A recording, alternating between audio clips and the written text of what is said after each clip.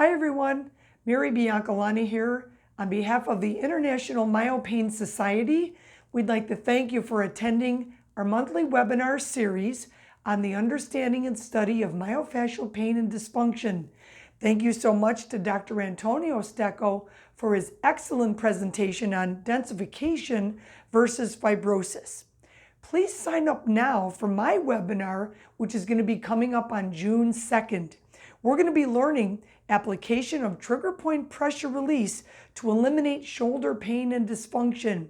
And we're going to be studying not just the key 4 muscles that comprise the shoulder, infra, supra, teres, and subscapularis, but we're going to learn about how to treat and how to identify myofascial dysfunction in far away muscles that impact the shoulder function, like latissimus dorsi, serratus posterior superior, and as well as that pesky little coracobrachialis. So we look forward to inviting you to the other IMS webinars that are going to be occurring every month.